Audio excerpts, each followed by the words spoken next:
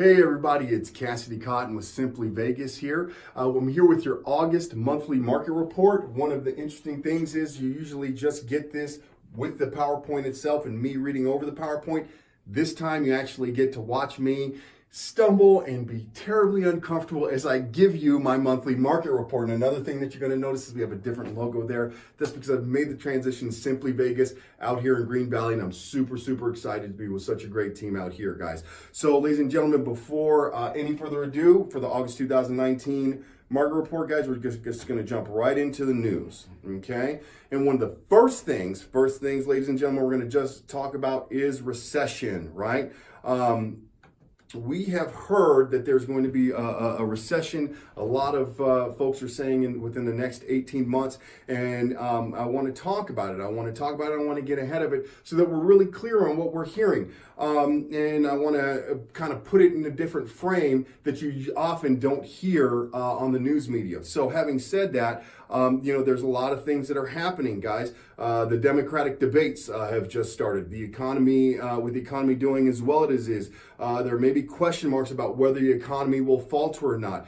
We've had a couple of rate drops here. They just lowered interest rates again last week. So I think the big question is going to be, is the economy faltering? And having said that, there was a survey that was, there were actually 4 surveys that were just done. The question was asked to a lot of experts, real estate experts, economists, what have you. When will the next U.S. recession begin? And having said that, I just want us to be prepared for it. I want us to be aware of it so that we can get out in front of it and we can kind of adjust accordingly without having to make responses based in fear. We're going to touch on all that stuff here later. So the 4 surveys, one was the Wall Street Journal, one was Duke University, one was the National Association of Business Economists, and one was Pulseonomics, who surveyed a little over 100 market analysts. And they asked, when will the next U.S. recession begin? And interestingly enough, what we did is we took all those folks and then we just divided them by 4.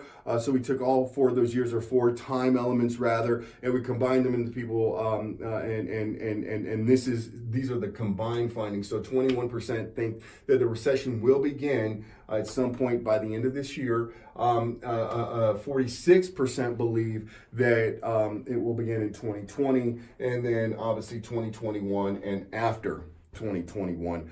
So I want to put this out there just to make it clear that a lot of folks, a greater majority think that this is going to happen within the next couple of years. Okay, and guys, let's not forget what next year is. Especially next year. Next year is a presidential election, right?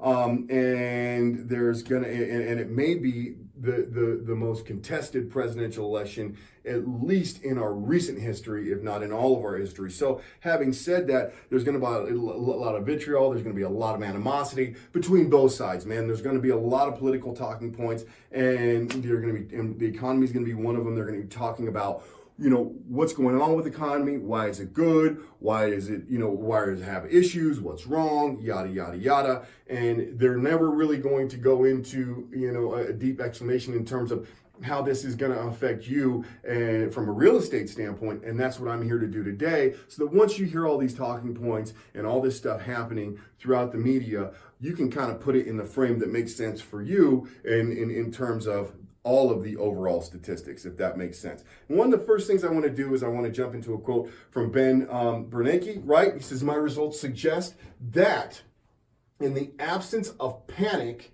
the declines in employment, consumption, and output in the early stages of the Great Recession would have probably been significantly less severe." And guys, that's one of the first things that I'm here to tell you, is that we may hear about recession, and we're going to talk about exactly what that is, but it's not necessarily a point for panic. And Warren Buffett, one of the greatest investors of all time, the Oracle of Omaha, is saying something very similar. He said, fear spread like a tsunami in 2008, guys. And what I'm going to say is, when we're going to look at what the word recession actually means, what these economists are talking about from a textbook standpoint, it's not necessarily something for you to fear right now. a recession, guys, does not equal a housing crisis, right?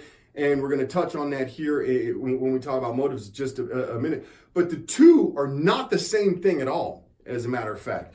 A recession is simply a period of temporary economic decline during which trade and industrial activity are reduced, generally identified by a fall in GDP for 2 successive quarters. That's it, guys.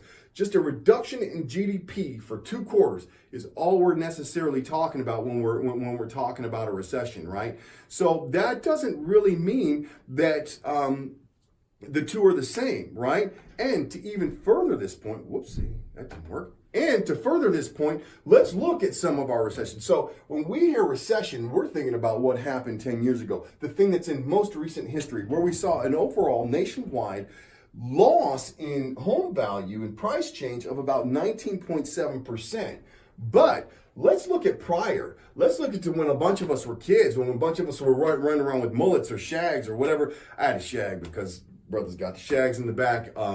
Here I had a high top fade, but this is not about my hair. This is about the economy. So having said that, in 1980, even though we saw a recession then, and in 81, we still saw appreciation in home prices, guys. We did see we did see a reduction in home prices in 1991, but that was only of 1.9%. And in 2001, when we saw a recession there, we still saw an increase in housing prices of 6.6%. So guys, again, keep in mind, really clear point, recession and reduction in housing prices are not the same thing. And then let's jump back, man, to this slide here. And this is the the survey that was done by Pulsonomics, right? Where 9% said that they thought that the recession would be sometime this year, and then 50% said they thought it would be in 20. So that's 59%, a majority think that we're going to see that slowdown in GDP here within the next couple of years. But what they didn't report was not, what didn't make the news, what was not at the top of the headlines, and this is what I'm talking about, is the why, right? Because in that same day, those same people were surveyed, and they were asked, what do they think the trigger is going to be of the next recession? And this is very, very telling. Number one, trade policy, right? How are all these tariffs and how's trade policy with all these foreign nations? Like, I think we were just in a beef with France where we're talking about putting a tariff on their wine, and then they put a tariff on some of our electronic products, if I remember the report correctly. That just happened a couple days ago. Stock market correction is number 2. Geopolitical crisis being number 3.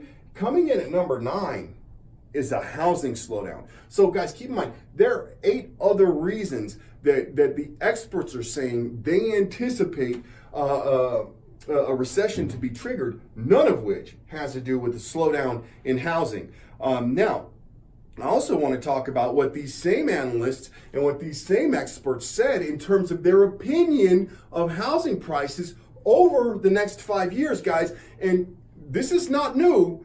Guys, if you have a question about this, look at my July monthly market report. I'm saying the exact same thing. We're starting to see an end 4.1% appreciation of housing prices in the year 2019. In 2020, 2.8%. 2021, 2.5%. And then we begin to rebound up to 3 and 3.4%. And guys, keep in mind, our historic norms are 3.5%. So just because you don't see the 10, 12% appreciation that you saw a year ago doesn't mean that we're in bad shape. These are historic norms. We have to keep ourselves aware that, you know what, history does not just mean the past 5 to 10 years. History means when we're looking at things over a longer period of time. And an interesting thing about the widespread assumption, this is a quote from Morgan Housel, who's a well-renowned financial analyst. He says, an interesting thing is that the widespread assumption that the next recession will be as bad as 2008. And it's natural to think that way. But statistically, it's highly unlikely. It could be over even before it began. And let's pray he's right. Let's pray he's right. Let's hope that, you know what, when we start to see a slowdown in GDP and we start to see things, it'll be like that pilot that just kind of lands the plane and the wheels touch the tarmac without us even knowing that we've hit the ground. Because and then a lot of that I think is going to be just like Buffett said, just like Bernanke said. It's going to be about our response to fear and how we choose to respond to news reports. Because guys, keep in mind, as everything gets politicized and the media is trying to make a buck the way they are, they're not going to give you the full picture. They're going to say recession and then let your mind do the rest of the work. And the reality of the situation is that's not what the statistics, that's not what the facts are necessarily saying. I want to talk a little bit about home ownership rate, right? Boom. Next slide. Okay, home ownership rates. All right, so third quarter 18, we jumped to 64.4%, 64.8%. So we've seen a little bit of drop off in home ownership rates over the first couple of quarters of this year. Maybe have some folks, but not even a full percentage point, guys. We're talking about a percentage of a percentage, rather. And it may be some folks' profit taken with with that great run up that we had in that summer of July of 18. But let's look over the longer period of time. So here's the deal with our home ownership rates. We are just back at an increase. See, if we go all the way back to 1996 and we look right up here near the peak of 2006, 2007, there we started to hit highs of home ownership rates. And then obviously with that recession, with the Great Recession, things fell dramatically. And guys, this is all tracked by the NAR, man. This is something that they've been tracking over a period of time. So we're still on an uptick of home ownership rates. Does it bounce up and down? Absolutely. But my question is, since we're not even close to the norms that we were at in previous years, I mean, is that something that should cause widespread concerns? And I don't think so. I think one of the bigger concerns is, and one of the things that we're hearing from folks a lot that they're concerned about with in terms of housing is affordability, right? And we're going to talk about this here. So the leading obstacle for most folks, when they say, what's the biggest obstacle to home ownership, they're going to say it's affordability. So it's not about down payment. It's not about the ability to get a loan. Rather, it's about affordability, right? So in 2018, 30.1% of folks who were questioned about what the obstacles of home ownership said that affordability was the factor. But now that's actually kicked up to 40%. But you know me, let's look at the bigger picture. Let's look at the longer historical perspective, right? So the Housing Affordability Index, and this is all data that's collected here, and we're going to have all the links to all this stuff in the resource tab. Always do, just in case I got folks that like to question me. But if we go all the way back, right, right, this is the affordability index. So the higher the number means the more affordable the housing was.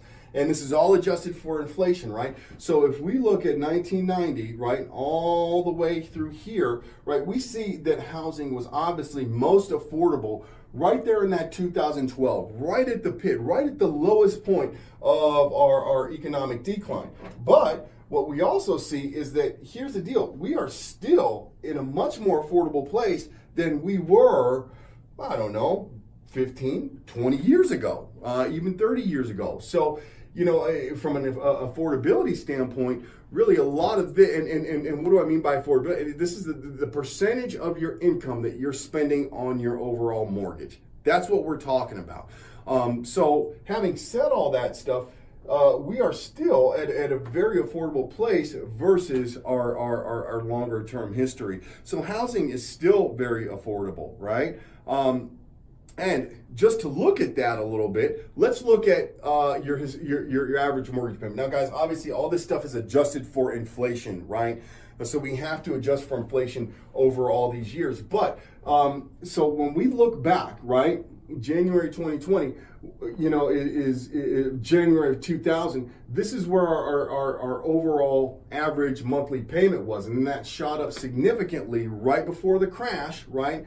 To there. Now, at February of 2020, this is the period during which houses were most affordable, right? And we've had a rebound then. Guys, keep in mind, this has been the longest economic rebound I think, in history. So having said that, our affordability is actually still at a good place. And projected for March 2020, our affordability still is not in any sort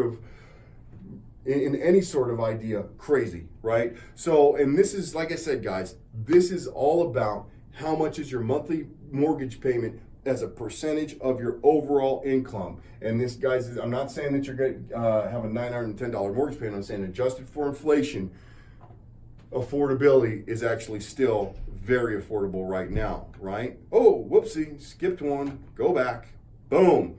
Historic norm. Okay, and like I said, this is, so we're talking about a percentage of the payment of income, right? So actually, this has been the graph, right? And right now, we're kind of jumping between the 16.4 to 16.6%. So as a percentage of your income, that's the amount generally that we're paying, that we're seeing right now, if you take all the home buyers together, that they're paying on their mortgages, right? And having said that, our historic norm is 21.2%. So we're well below that historic norm. So again, I'm not necessarily seeing any correlation between a slowdown in GDP that may come as a result of a trade issue, how it would necessarily affect housing, if that makes sense, guys. All right, next up, this is from Mark Fleming, and he's from First American, and he's their chief economist. And he says, when demand increases for a scarce, limited, or low supply good, prices will rise faster. The difference between houses and other goods is that we buy them with a mortgage, right? So it's not actually the price that matters, but the price relative to your overall purchasing power. And guys, I want us to keep in mind that we're going to buy houses with the vast majority through a mortgage. It's not something that we're going to just throw cash down on. Sometimes that does happen, but oftentimes these things are financed. And let's keep in mind what's happened with the fixed mortgage rate, guys. We have our rates have been low, right? Historically low, and I think I talked about that 2 months ago in the June report. But here's the deal: this is since June of 2008, we've been bumping around that 4.5%. We actually kicked up in December of 2008 to 4.75. But guys, we have seen a dramatic decrease in the 30-year mortgage rate, and we're now seeing things bouncing around 3.75%. So we have seen a significant drop. And guys, I also want us to keep in mind, dang, I'm not even going off my script at all. Guys, I also want us to keep in mind that if which some people are predicting, but if we start to even see another tick down in mortgage rates, that could mean great affordability, historic affordability, even for a lot of folks. So if the 30-year fixed rate mortgage declines just a fraction more, and this is Mark Fleming from First American saying this, a fraction more, consumer house buying power could reach its highest level in almost 20 years. So I guess my overall point is, yes, we can hear a lot of things about recession in the upcoming months, even the upcoming year, as we talk about the economy. But my point to you guys is that this is not a point for panic. I have shown you all the statistics that I think are critical to looking at this from an overall educated standpoint. If you have any questions about any of the studies, any of the reports, any of the white papers, these are literally the links, okay, to each of my sources where I get my information. Guys, housing is affordable. We have not hit a point where it requires the panic that we saw a couple years ago. And you know what? As you have these talking heads and you have the guys on the radio and you have the guys on the news that are all just trying to get their 20 seconds of airtime, you want to talk to a true professional who's actually looking at the statistics and knows exactly what this means. Recession means a slowdown in GDP for 2 quarters. It does not have a direct effect on housing prices. History has shown us this, guys. And my point to you is that housing is truly affordable. We've seen another rate drop, and if something else happens, we're going to see historic affordability. So the number one concern that people have about that right, about housing affordability, because prices are high, is we have to take into account the other part of the equation, right? And the other part of the equation is interest rates, right? Because your purchase price and your interest rate on a 30-year mortgage is going to determine your overall affordability in relation to your income. Okay, guys, so that's Cassidy Cotten, Simply Vegas. This is the first time I've done this looking into the camera. I completely said, forget all my notes. I'm just going to go nuts off the slides and just talk about what I love, which is real estate. If you have any questions, give me a call, 702-561-3688, or you can visit my site, vegasrealestatelistenings.com. Thanks, guys. See you next month.